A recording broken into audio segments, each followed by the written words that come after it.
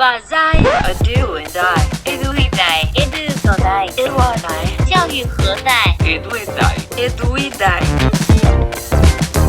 Olá pessoal, tudo bem? Aqui é o Edu. Olá pessoal, tudo bem? Aqui é a Dai. E no episódio de hoje, nosso bate-papo com o Innovator, a gente convidou o Peter, que é um nosso amigão aí de longa data, para nos contar sobre as experiências e nos inspirar aí com o caso de adoção Google for Education no município de Vinhedo. E o Peter não veio sozinho, ele trouxe um professor junto para dizer que realmente a coisa está sendo feita lá na comunidade, nos contar os perrengues e como que eles enfrentaram aí os desafios do dia a dia. Vamos lá, guris? Vamos dar um oi para a galera aí e vamos começar o nosso bate-papo. Oi, pessoal. Aqui é o Peter. É um prazer estar aqui com vocês. A gente veio contar um pouquinho das loucuras que a gente tem feito lá, de implantação do G Suite, de uso com os nossos professores, alunos, formações. Temos aprendido bastante e a gente veio aqui trocar experiências e conversar um pouquinho com vocês. Show de bola. Dá um oi aí, prof. Diego. Oi, gente, tudo bem? Meu nome é Diego. Eu estou trabalhando junto com o Peter nessa saga de implantar e tentar integrar uma rede inteira, né, do município no Google for Education. Legal, guris. Então vamos lá, vamos começar o nosso bate-papo.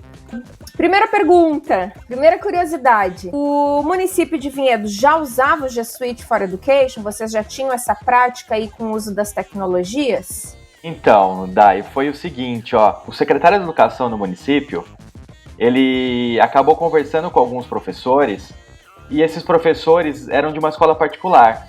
E eles falaram pro secretário que eles tinham aprendido tudo com o professor Peter.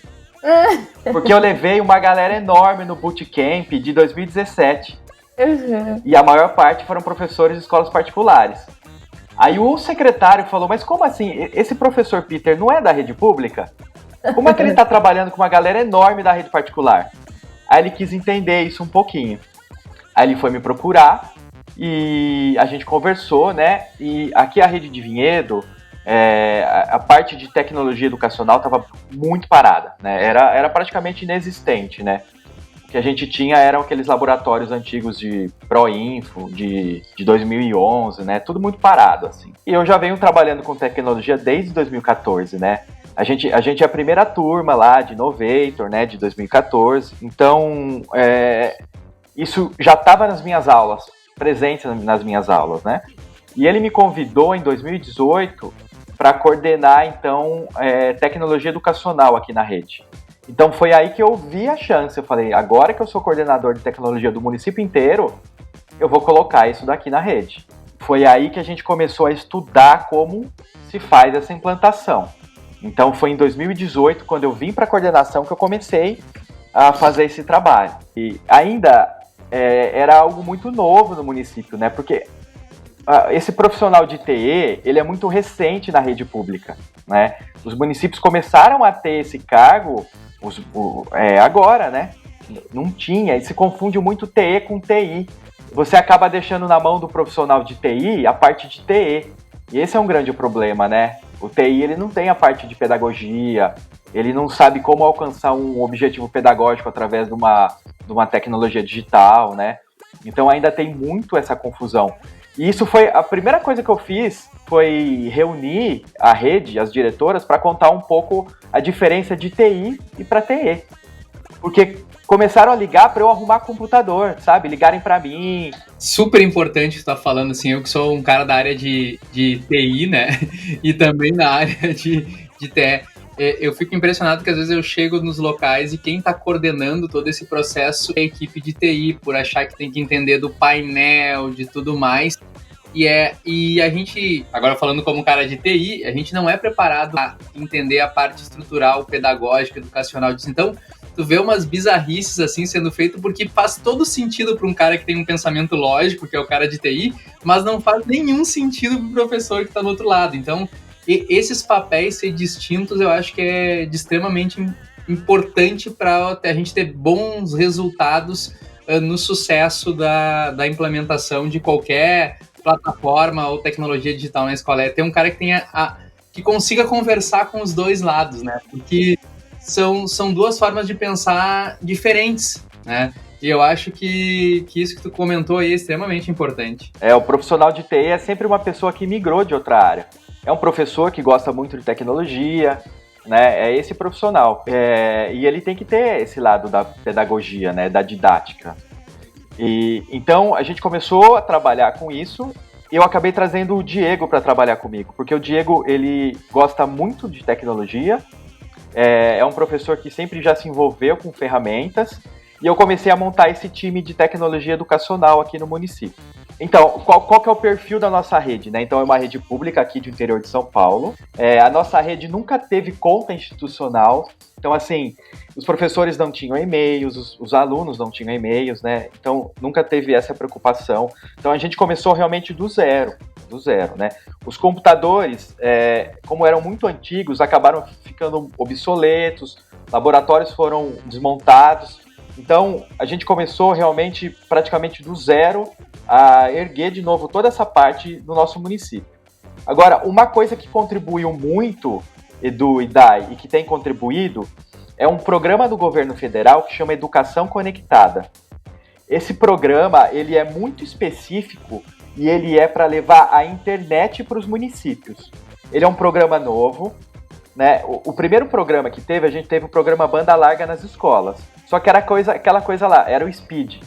Então você tinha um SPEED nas escolas. E ele foi substituído por esse programa Educação Conectada. Esse programa, ele injeta dinheiro nas escolas especificamente para se colocar internet de fibra ótica, tá? Então os municípios, eles têm recebido essa verba e eles formam uma pessoa que chama articulador, que é essa pessoa que vai fazer um estudo do município para a implantação de internet de alta velocidade. Então isso contribuiu muito, viu?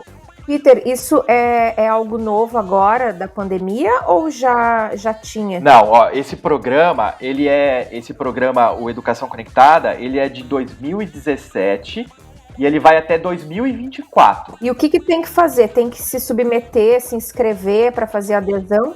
Os municípios, eles precisam ter feito adesão via CIMEC, né, o sistema do MEC, para ele começar a receber essa verba. Essa verba, ela não pode ser gasta, por exemplo, com computador. Ela é específica. Você precisa comprar AP, né, Access Point. Você precisa comprar a parte de fibra, de contratar serviço. Então, ela é uma verba que a gente chama de verba carimbada. Você não pode sair comprando roteador caseiro, computador. Ela tem os seus objetos de compra específicos, né? Então, os municípios recebem essa verba e tem que fazer essa parte de implantação de infraestrutura de fibra ótica, de internet de alta velocidade, tá? Vai até 2024. E no final do programa é que o MEC vai mandar notebook para os municípios que aderiram. Então, primeiro faz toda a implantação da internet para depois enviar os computadores, né? Porque, imagina, não adianta enviar os computadores agora se o professor não teve formação, se o aluno não teve formação, se não tem a internet de alta velocidade. Então, eles estão preparando todo o terreno para, no final do programa, enviarem os computadores. Então, esse é o Educação Conectada. E ele contribuiu muito com isso, porque a gente pensou aqui em Vinhedo, agora que a gente já tem a internet, a gente levou a internet para todas as escolas aqui do município. A gente tem 35 escolas. A verba também não é muito grande, né? Então, a gente teve que fazer um planejamento. Então, o primeiro lugar que a gente colocou a internet aqui no município, com o valor que a gente tinha, foi dentro da sala do professor. Por quê? Porque o professor, ele pode preparar a avaliação, ele pode estudar, ele pode se formar. Então, o primeiro lugar que teve o Access Point foi na sala do professor, com essa verba. E agora, a verba ela anual, a gente vai expandindo. Aí você vai expandindo para salas, para o pátio, para a biblioteca, né? Aí vai do estúdio predial de cada escola aí. Ah, muito legal. Eu não sabia desse programa. Foi uma baita dica aí que tá dando aos nossos ouvintes para eles irem atrás desse recurso, né? Porque realmente é fundamental para as escolas hoje ter esse acesso, ainda mais um acesso de fibra ótica, né? Agora, uma coisa que acendeu o alerta nosso é o nosso currículo, por exemplo. A gente não tem um currículo de letramento digital, que precisou ser criado também Eu não digo a partir do zero, porque a gente fez pesquisas em currículos já existentes. Então a gente foi investigar currículo do Reino Unido, currículo da Austrália, currículo dos Estados Unidos, e a gente começou a criar o nosso. Então, a partir do que a gente precisava, baseado em outros já prontos, a gente começou a criar um currículo de letramento digital, porque isso não tinha aqui no município, né? E tem tudo a ver porque hoje a BNCC traz, né? A BNCC traz, e veio a lei aí, e a gente acabou construindo o nosso. Ainda, é um documento que ele é aberto, né? Porque a gente está aprendendo, né? Então é algo que ele é modificado constantemente. E ele está disponível, Peter, o de vocês, para consulta? Ele está disponível, inclusive a gente já passou para alguns outros municípios que vieram pedir ajuda. A gente pode colocar o link aí também, mas é algo que é essencial junto com toda essa mudança aí, né? Bom, e aí então tu entra, assume, começa a implantar isso tudo e conhece o Diego. Conta aí, Diego, para nós, como é que foi esse processo de adentrar nos mundos das tecnologias em sala de aula? Eu já sei aqui, já fiquei sabendo, né? Já comentou com a gente, que é professor de matemática, né? Pois é, eu sou professor de matemática e durante esse processo que o Peter está falando, surgiu o CFORMI, né? A Central de Formações em Mídias, que é esse grupo de trabalho, tem essa missão de tentar formar, trazer ali mídias, novas formas de comunicação e mostrar para mais gente como é que é possível utilizar essas plataformas que a gente já tem, e pensar as tecnologias educacionais. Então, esse grupo ele foi criado. E aí o Peter me convidou em 2019, eu fui para lá, fiz um estágio de 1 ano, né? Eu fiquei ali cumprindo uma parte do meu horário de trabalho junto, né, com o pessoal da CFORMI, e na parte da tarde a gente trabalhava, eu, né, tenho 7º anos, dava as aulas normais. Então eu tive contato com esses dois mundos. E aí nesse processo, e aí foi assim, uma coisa puxando a outra, né? A gente também teve contato com os conceitos de aprendizagem criativa. Eu sempre trabalhei com essa coisa de mão na massa, de ir para quadra, eu sou o professor que é o professor responsável da OBA na minha escola. Então, a parte de Olimpíada, a Olimpíada Brasileira de Astronomia, a parte do MobFog, que é a mostra de lançamento de foguetes, sou eu que faço essa parte. E é super divertido, quer dizer, tá dentro do objeto, digamos assim, de matemática, se você for olhar, mas de uma forma bem sutil. Então, ali a gente pode falar de medida, a gente pode falar de massa, pode falar de puxo, pode falar de força, pode falar de parábola, quer dizer, mas de uma forma não assim a assustar os meus alunos do 7º ano, mas que tragam eles. Então, com esse grupo, com essa proposta e falando sobre aprendizagem criativa, eu falei, poxa, mas eu tô fazendo isso aí já há algum tempo, então deixa eu me integrar aqui um pouco mais. Então, em 2019 a gente participou, foi super bacana, porque assim, o ano inteiro a gente teve formações, nós tivemos lançamento, fizemos registros, começamos o podcast, então foi muita coisa acontecendo. E eu falei, cara, eu tô fazendo parte disso. E tanto é que no final do ano a gente submeteu um projeto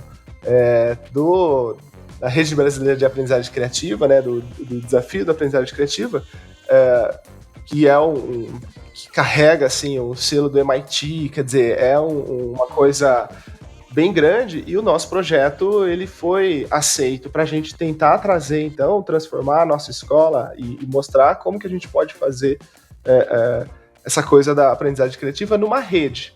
Então, veja, em 2019 a gente não tinha combinado com nada de 2020 como que seriam os nossos planos.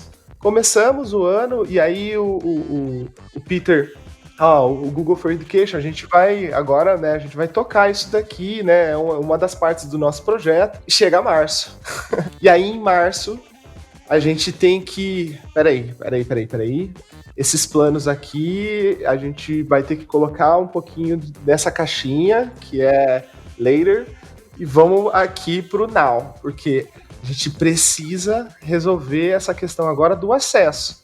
Então, na primeira semana, quando em São Paulo, né, houve uma coletiva de imprensa com o governador falando, gente, a partir da semana que vem, quem puder não mandar os seus filhos para a escola, eu já fiquei assim, como assim? Semana que vem já vai acontecer isso? O que está acontecendo? Então, foi já na segunda-feira que a gente teve o nosso primeiro contato, porque a gente trabalha num espaço que não é o espaço do ambiente escolar, né? A gente trabalha, é um ambiente escolar, mas é um ambiente escolar onde tem outros tipos de espaços.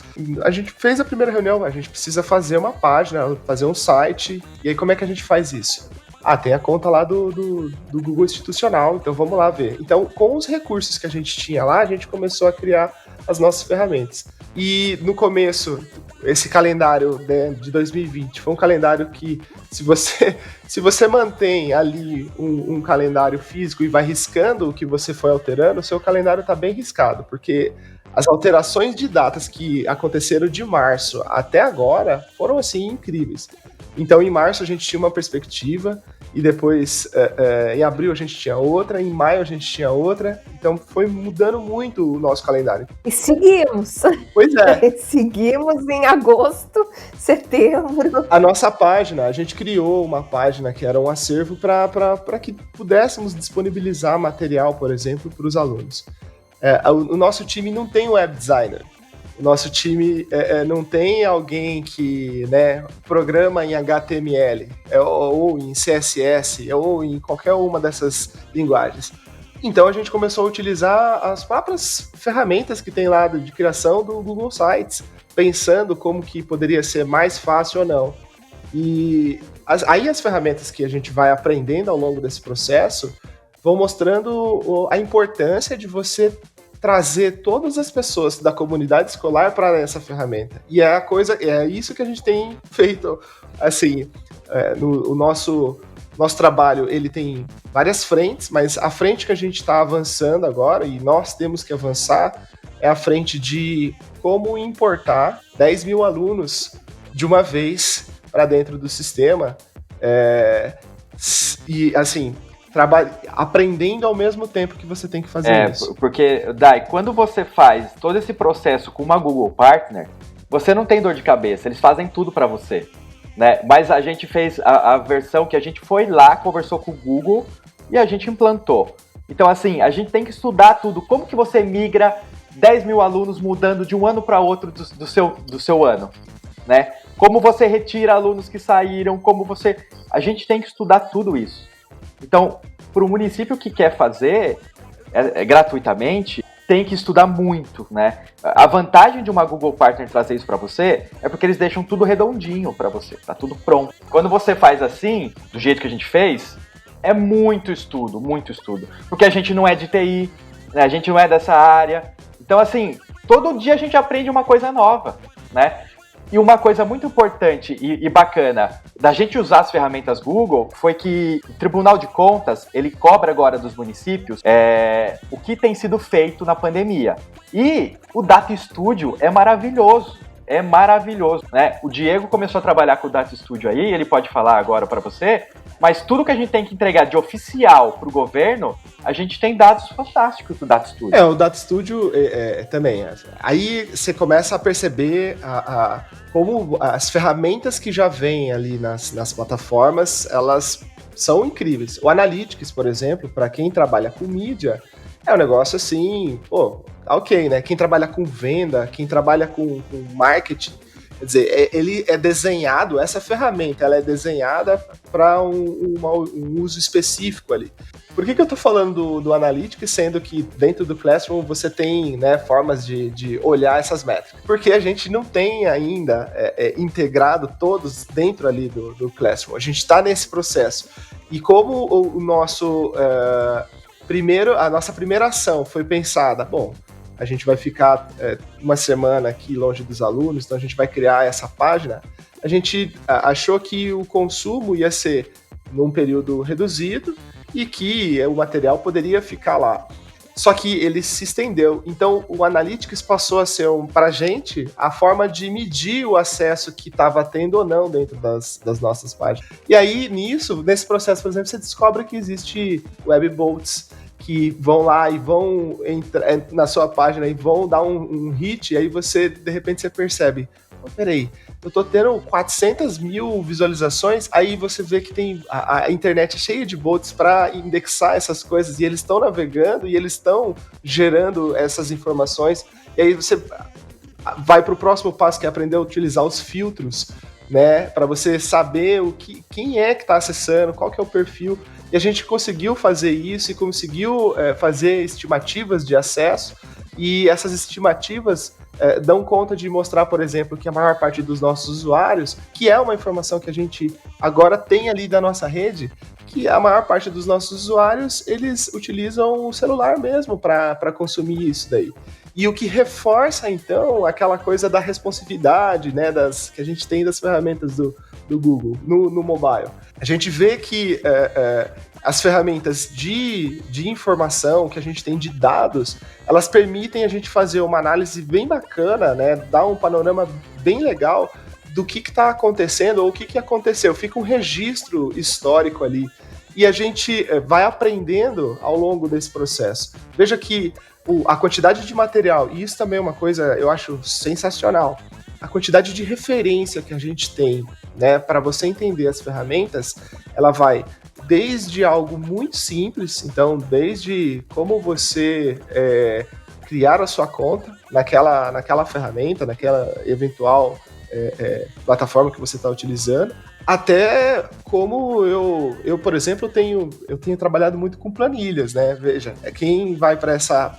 Eu sou professor de matemática que está em sala de aula, mas que está tentando auxiliar esse processo. Então, eu tenho trabalhado muito com planilhas. Essas planilhas foram o start para a gente conseguir colocar, por exemplo, de uma vez. E para quem trabalha com grandes dados, isso que eu vou falar, talvez a pessoa fale, pelo amor de Deus, isso é pouquinho. Mas é que para gente que está fazendo ali, né, sem um partner, sem, digamos assim, essa questão do custo é sempre muito delicado quando a gente está falando de gestão pública. Poder fazer assim é sempre bem interessante. As nossas planilhas, por exemplo, de como adicionar 500 usuários de uma vez dentro do Google. Então, assim, esses são os bastidores. Os professores estão vendo lá, eles recebem o seu e-mail institucional, né? A gente tem um e-mail institucional que está dentro, né, desses... que a gente quer colocar todo mundo dentro desse sistema. Os professores recebem, então ele recebeu um e-mail, para ele foi só uma conta que chegou. Para mim e para o Peter é um de 700. Então, e aí a gente começa a dar conta, por exemplo, de como que a interação do usuário, ela é sempre muito... O pessoal que programa, aí quem é de TI, aí agora eu também já começa a olhar com um pouco mais de compaixão para o pessoal de TI, que é assim... os usuários, um campo, você espera que ele coloque um certo tipo de informação, mas o usuário ele vai puxar os limites daquele campo, e se você não cuidou de restringir, por exemplo, essas entradas, você vai ter que lidar depois com o número de telefone que tem 3 dígitos, ou com e-mail que você... poxa, o cara só coloca o @. Então, você começa a perceber que o usuário ele coloca grandes desafios para quem trabalha com muitos dados, e que, se você pesquisar, você consegue lidar com isso, porque já tem coisas que já estão prontas para lidar com isso. Já teve gente que já passou por esse problema, e é assim que a gente está fazendo. Eu tenho visto muitos tutoriais, né, e muita gente que já falou, eu precisei passei por esse filtro aqui para resolver esse problema. Então, a gente tem aprendido a mexer até no script do Google para conseguir fazer coisas automatizadas, para conseguir fazer coisas em massa. E aí, assim, o meu sonho um dia é chegar a falar assim, usa lá o complemento do município de Vinhedo que está lá disponível, porque eu estou escrevendo trabalhando para escrever esses scripts para facilitar aqui a minha vida. Mas é aquilo, né? A gente está fazendo tudo isso ao mesmo tempo que a gente está aprendendo a fazer. Então é bastante, é bem desafio. Mas uma coisa que eu achei muito legal nesse caso de vocês é que vocês implantaram o Google for Education, e assim, ó, não temos como criar as contas dos alunos agora, não sabemos, temos que saber como fazer isso, temos que estudar porque é muito volume. Conseguimos criar talvez as contas dos professores, mas vocês conseguiram achar uma solução que é, por exemplo, usar o Google Sites para disponibilizar material, né? Não temos como usar o Classroom agora porque os alunos não têm a conta ainda. Então vamos usar aqui o pacote para criar os sites, que é uma ferramenta que me ajuda, e também vamos utilizar os recursos de monitoramento para gerar relatórios para a gente poder evidenciar o que a gente está fazendo, né? Então foi uma solução que vocês acharam que não é focada diretamente em criação de conta para os alunos, mas de usar a estrutura de uma forma sem que os alunos tenham as contas, né? Porque as contas vão vir no futuro. E esses sites, guris, quem é que desenvolviam, assim, esse grupo de trabalho ou os professores lá das salas? Como que vocês fizeram isso? Porque daí também tem a questão da formação dos professores, né? Isso, é isso que eu ia falar agora. Então, mais uma vez, quando você fecha com o Google Partner, você fica tranquilo porque também tem a parte de formação. Aqui, sabe o que a gente teve que fazer? A gente criou uma central de formação. Porque a gente falou, tudo bem, a gente vai ter toda a parte do Google aqui, mas precisa formar os professores. Então, um dos resultados disso foi a central de formações e mídias que o Diego falou. A gente criou um estúdio para os professores. Tem um estúdio lá com equipamento de gravação profissional, chroma key. Então, a gente criou um podcast também para a gente conversar um pouco sobre assuntos pertinentes da nossa rede. A gente criou um canal no YouTube, mas assim, sempre o professor ali no meio desse processo todo, né? Então a gente teve que criar um local para dar formação para os professores. A gente hoje está num prédio que tem um estúdio, tem 11 salas só para formação, tem auditório. Então a gente teve que construir todo esse espaço, né? A gente teve que lutar, na verdade, para ter esse cantinho, porque a gente viu que era muito necessário, né? E a questão do site, Diego, você quer contar um pouco aí como os professores faziam para colocar lá? Isso que eu ia falar. O que nós fizemos foi assim, esse foi um processo inicial, na onde a gente pensou a estrutura para que os professores pudessem, para que pudesse haver material disponível para os alunos manterem ali a rotina de estudos deles. Então, a gente disponibilizou o espaço, nós criamos a página, e aí, ao longo do processo, os professores, eles começaram a trabalhar em grupos, em frentes, para desenvolver o material que iria para o site. Então, os professores começaram... É como se a gente tivesse feito, no limite, um classroom, onde você posta ali o seu material, mas ele é aberto. Ele é totalmente... Quer dizer, no limite seria um espaço onde você poderia acessar, eu sou do 9º ano, eu quero ver qual que é a proposta, ou o que eu tenho que fazer essa semana aqui de matemática. Então você ia lá e acessava. À medida que isso foi evoluindo, os professores começaram, por exemplo, a perceber que eles queriam um material separado por escola. Você começa a mexer com Google Sites, você cria uma página, aí você coloca um botãozinho mais, aí você coloca outra, aí você coloca mais uma. Hoje, por exemplo, eu não dou conta nem de fazer um navegue por aqui do mapa do site, se eu não tiver um bolt para fazer isso, porque ele começou a criar muitas páginas dentro de páginas. Então a gente tem, por exemplo, agora por escola, aí por escola você vê por disciplina, e por disciplina você vê por ano. Quer dizer, a gente criou toda uma estrutura para disponibilizar o material para os alunos, que é a estrutura, inclusive, que a gente tem utilizado até a data de hoje. Então, se você entrar lá, você vai ver que cada escola tem o seu material e tem as semanas desses materiais. E agora a gente está incluindo os alunos. Então a gente já conseguiu colocar e está distribuindo, e aí o Peter pode falar sobre isso, os alunos do 9º ano. A ideia era começar bem devagar, a gente ia fazer só das diretoras, e isso foi crescendo num tamanho, né? Que agora a gente começou a fazer dos alunos. A questão dos alunos é que é mais sensível, né? A gente começou com o 9º ano porque eles já são mais velhos, eles já têm 14 anos, então é mais fácil da gente criar essa conta junto com o pai. 13 anos para baixo, a gente precisa de um outro tipo de autorização e que a gente vai fazer, né? Mas é um pouco mais demorado para se fazer. Né? Então a gente começou assim, a gente criou primeiro os e-mails da SEDUC e deu formação para a Secretaria de Educação, depois para as diretoras e gestores e coordenadores, depois para os professores e agora a gente começou a fazer o dos alunos. Só que a gente percebeu, o Du e Dai, que a gente precisa dar formação para o pai também, para o pai e para o aluno, né? Então é algo que a gente está vendo que assim, a gente vai precisar ensinar o nosso pai a abrir um e-mail, a baixar um arquivo, a acessar um Mi. Então, assim, não é só pensar na formação do professor, né? Dei formação para esses professores, agora todo mundo sabe. Tem que chegar também no pai. A gente tem que dar formação também para o pai e para o aluno. Então, é algo bem complexo. E tem toda aquela questão de cidadania digital, né? Que é para além da ferramenta. A gente tem lá, inclusive, o programa Seja Incrível na Internet, que é super bacana. A gente tem uma temporada aqui também no podcast sobre isso.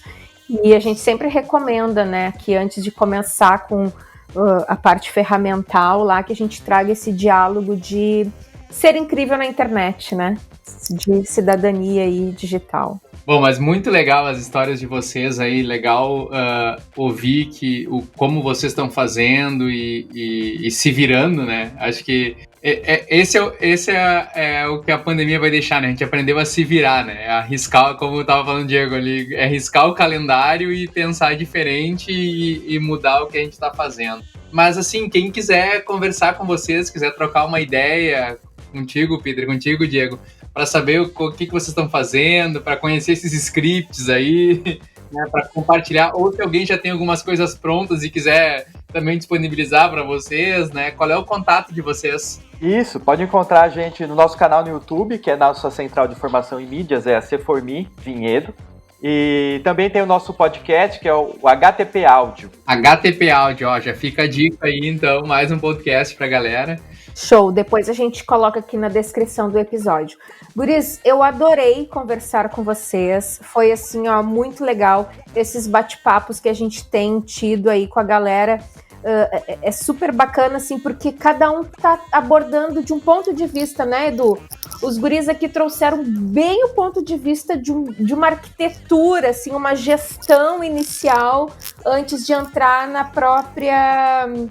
no fazer docente mesmo, né? Lá da formação dos alunos, da sala de aula, né? A importância desse preparatório, assim, eu achei isso bem legal, era um ponto de vista que a gente ainda não tinha trazido aqui nos nossos bate-papos, né? Essa coisa de scripts, essas possibilidades que existem, né? E que, além do suporte do Google, a gente pode contar também com toda uma comunidade aí de municípios, de innovators e de GGs e de outras pessoas que estão passando, né, por esse momento também. E é isso que a gente quer fomentar, inclusive, né? Chamem o Peter, chamem o Diego, chamem o Clérice, né, daqui do Rio Grande do Sul, a Maria Alessandra, o Luiz Ricardo, que são pessoas que já passaram por aqui fazendo seus relatos, né? Porque certamente essas pessoas aí passaram por uma trajetória de muitos desafios e muitos aprendizados e que podem compartilhar aí com vocês. Muito legal. Muito obrigada, guris, por terem aceito o nosso convite. Valeu. Eu agradeço participar aqui. Agradeço a toda a nossa equipe, né? A gente tem assim, o nosso trabalho só é possível porque a gente trabalha em equipe. Então, a gente não pode assim, só pensar naquele momento ali que você está fazendo, mas se você está fazendo aquilo é porque alguém está fazendo alguma coisa para te ajudar também a estar ali. Então a gente trabalha muito em equipe ali. Eu e o Peter, a gente trabalha bem diretamente, mas nós temos, né, várias frentes de trabalho, não é só isso. Bacana, gente. Obrigado pela oportunidade aí. E o município que quiser conversar com a gente, é algo difícil de fazer, mas é possível. Por isso que a Dai disse que tem muita colaboração, né? A gente continua estudando, tirando dúvida com outros parceiros que já fizeram isso. Então é possível sim fazer isso, viu? Então tá, pessoal, muito obrigado pela participação de vocês. E Dai, quem quiser falar conosco, escreve para... Escreve lá para falecom@eduidai.com.br ou nos marque aí nos nossos canais, nas nossas redes sociais. Bom, pessoal, obrigado e até o próximo. Tchau, tchau! Até a próxima. Beijão. Tchau, tchau.